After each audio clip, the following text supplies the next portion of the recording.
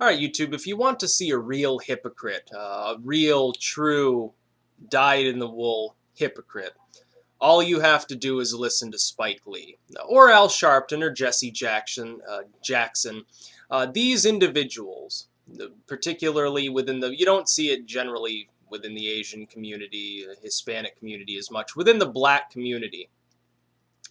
There are a handful of very, very, very wealthy black individuals who consider themselves, for some unknown reason, the spokesperson of all black culture in the United States, even though these people are far more wealthy than the average citizen, black or otherwise, that will continually come out and race bait and basically try to start racial conflicts, usually for their own benefit. Of course, Spike Lee makes these apologist vaguely racist against white people movies. Al Sharpton and Jesse Jackson, of course, would never have survived in their campaigning so long if they didn't have black individuals voting for them specifically because they're black. And you see this happen from time to time. But the link is in the description. And CNN, of course, is covering for Spike Lee's racism. It's not even, by the way, it's not reverse racism. It's racism. Spike Lee is a racist. He hates white people. That's clear. He doesn't respect white people. He sees white culture as something bad and proceeds to say basically the same thing in his rant about gentrification. CNN is covering for him. Instead of saying Spike Lee suggests that white people moving in is a bad thing and they should stay in their own neighborhoods and keep away from Harlem and all these black neighborhoods, it says Spike Lee explains expletive-filled gentrification rant, which is code for saying he ranted about how bad white people and white culture was and how important it was to protect black culture. Now, here's something interesting. If a white individual, doesn't matter who it was, a white politician, a white actor, a white movie producer, a half-baked movie producer like Spike Lee, were to come out and say, blacks moving into this white neighborhood I grew up in is a bad thing, they should stay at home, they should respect, at least if they move here, our white culture. If anyone said that, they would be immediately blacklisted in all of Hollywood. They would immediately be blacklisted by every celebrity in the country. Nobody would talk to them. They'd never get another cent in their life. People would be in uproar. The media would be calling them a virulent racist. But here's this CNN article. Nowhere does it say, oh, this sounds racist to us. Instead, it's just basically an apology story for Spike Lee's little mishap. Oh, he said the wrong thing or so forth. No, he is a racist. He's talking about Fort Greene in Brooklyn, which is a part of this large borough in New York City, and how white people have started to filter in, and it's changing the culture of this part of Brooklyn that was a progenitor black neighborhood, and it has black culture, it has the jazz clubs or whatever stereotypes that Spike Lee believes are associated with being black. I guess to Spike Lee, you're only truly black if you go around in African dress and play bongo drums and listen to jazz music or any of these other things, which is ridiculous too, that he uses these stereotypes and nobody calls him out on it. But if a white person were to do the same thing, suddenly they would be blacklisted everywhere. I grew up here in New York. It's changed, Lee said at Brooklyn's Pratt Institute, an art, design, and architecture school. And why does it take an influx of white New Yorkers in South Bronx and Harlem and Bed-Stuy? I don't even know how to pronounce that. So when New York has some weird names. Crown Heights for the facilities to get better. The garbage wasn't picked up every motherfucking day when I was living in 165 Washington Park. The police weren't around when you see white mothers pushing their babies and stuff. He goes on. And basically what he's saying is that the services weren't there when it was a black neighborhood, which I can give him some credence on that. That is definitely the case in some of these blighted zones, that when they were predominantly black, the police sort of avoided the neighborhood. But Spike is overlooking the big issue here, that the black-on-black gang crime that's endemic in some of these locations is the main reason the police said fuck it and stopped going there. Just like you see in Flint, Michigan, or Detroit, which are overwhelmingly black areas, the police, regardless of the color of their skin, even if the police force is 100% black, is not going to go into those areas, risk their lives for the kind of salary that they get. It's just not going to happen. They're going to stay, they might go into the seedy neighborhood, but they're certainly not going to go into the gang war, turf war neighborhood. It's just not going to happen.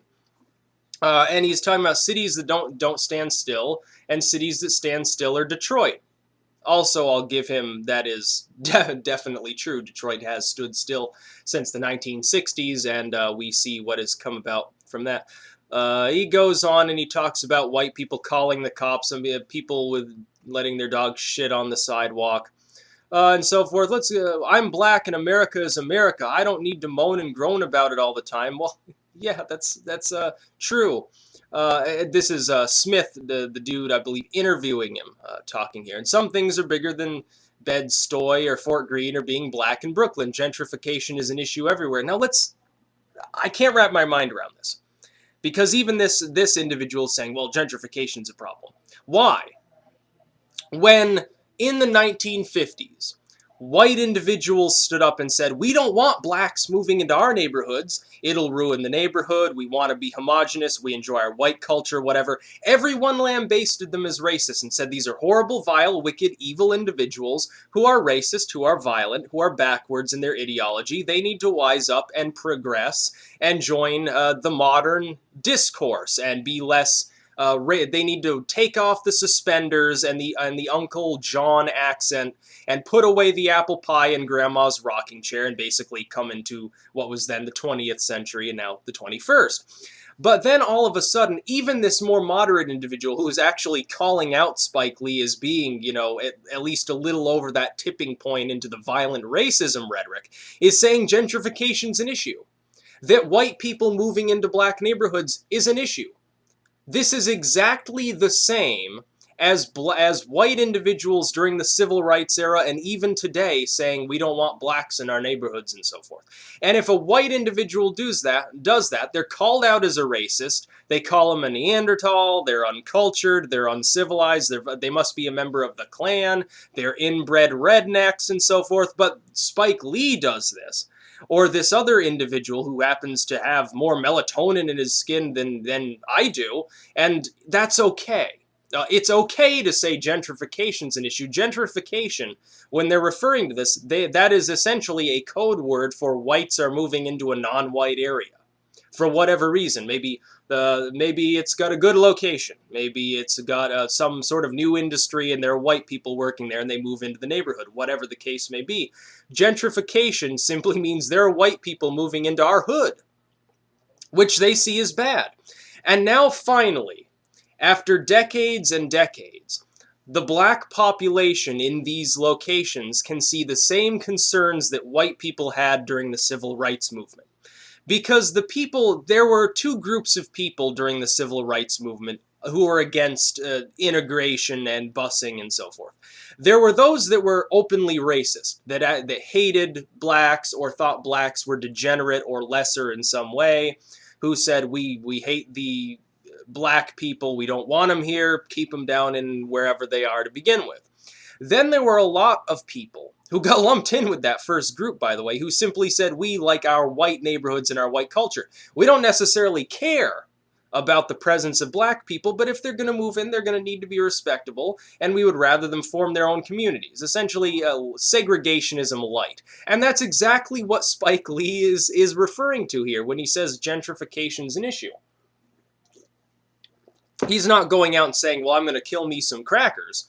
He's not saying that we should ban white people from these hoods. He's simply saying, well, they need to respect the reigning black culture. Well, if I were living in some traditionally white area that saw a recent influx of black individuals, of course I'm white. If I were living there and I were to make a YouTube video saying, well, I don't care if blacks move in, but they need to respect the traditionally white culture of this neighborhood, I can just imagine how many of my own subscribers who largely even support my views would say I was being racist, who would say I was being uncultured, uncivilized, that I had become something negative, that I'd become essentially a racist. Yet nobody is saying this about Spike Lee on CNN or anywhere else in the media. The same media organizations that if a white person were to say exactly what he is saying, only give it a code word other than blacks stay out. Instead of gentrification, they would make a basketball-ication or something like that. And they'd make up some family-friendly sounding term for their own racist views. They would get completely ass-blasted. The media would hunt them down, and reporters would come up to them on the streets and draw huge crowds of minorities who would start shouting them down. And they would say, "Why do you have such racist views? Are you a Klan member? Are you a Nazi? Are you a skinhead? Why don't you shave your head, kid? You're an uncultured, uncivilized prick." And that's exactly what they would do. But Spike Lee does it because he's black. It's somehow magically okay. Let's go on.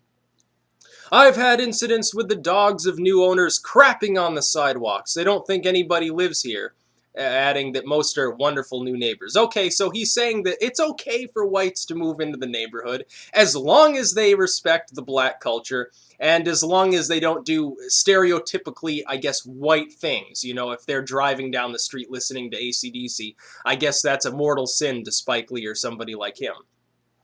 Let's go through the article first. You see no opinionated statement against essentially what Spike Lee said, because CNN, of course, is controlled by people who believe that what he said is probably right and is morally acceptable to say. They don't see it as a form of racism because he happens to be a black, despite the fact that he lives in a $30 million home, despite the fact that he lives in a nearly all-white area, despite the fact that he's got more money than the average 10,000 black people put together. He's somehow a spokesperson for their entire race. It makes no sense. That's like saying that George W. Bush is the spokesperson of the white race. It makes absolutely no sense. But then you go through the comments, and you see that these people get it. And there are black individuals in the comments area that understand it too. That what Spike Lee is saying is simply a perverted sort of reverse of the same rhetoric that came from white people during the segregation era and thereafter. They understand that. They also, much credit to them, I'll applaud them, understand that there is no such thing as reverse racism. It's simply another form of racism. It's the same thing. A black person who hates whites or thinks they should stay in their own area, not integrate with the black people too much, or that you need to preserve this stereotypical black culture that doesn't even exist, that's racism. It's the same as a white person doing the same thing. Now, here's my thing. I agree with both Spike Lee and some of the people during the civil rights era who say everyone has a right to expect respect of their own traditional culture. Everyone has a right to, if they want to be racist, they can be racist. All they want. They have the right to speak publicly about their racism. But let's not be complete hypocrites, either in the media or in the public, and accept what Spike Lee says here as okay because he happens to have brown skin, and simultaneously lambaste anybody who happens to have light skin who says essentially the same thing. And then there are other groups. What if it was a Hispanic saying this? What if it was an Asian? What if it was someone who was, a quarter black or half black? What if it was what if it was Tiger Woods? He's part Asian, part black, and part white. What if he were to say it? Where do you draw the line on these things? Is it acceptable to talk about things this way? Is it acceptable for anyone? It's either acceptable for everyone to try to preserve their sort of a native, traditional, whatever culture, or it's not acceptable for anyone to do that. Regardless of their specific race, the specific race of the person pushing for this respective culture, it is either acceptable always, as long as it's not, violent, completely hateful rhetoric, or it's always unacceptable. I lean towards the former. I think it's fine for Spike Lee to say this. But let's not be hypocrites. If a white person says the same thing because they notice lots of blacks moving into their neighborhood, if this isn't racist, then what the white person is saying isn't racist either. And by the way, I support people's right to protect their... If you don't want to marry outside of your race, fine. Go ahead. If you don't want to date outside your race, fine. If you vote for somebody because of the color of your skin, I think you're stupid, but you certainly have the right to do that. Of course, that's why Obama was elected in the first place, to those of you who are more conservative. And that's why Mitt Romney presumably got 100% of the Mormon vote, because religion is seen much the same way. This is a wedge issue. Spike Lee and Al Sharpton and all of these others are no different than David Duke or anyone on the white side. They make lots and lots and lots and lots of money race baiting. And they keep hammering away at it. But none of these individuals, who are all rich, by the way, they all write best-selling books and release movies and get bankrolled by businesses and corporations and lobbies and unions. They're all very popular, very powerful, rich people. They have very little in common with most members of their own race. They have more in common with members of other races who are in their same socioeconomic level. So Spike Lee really has more in common with somebody like Brad Pitt than he does the average black person living in Rochester or Poughkeepsie or someplace like that.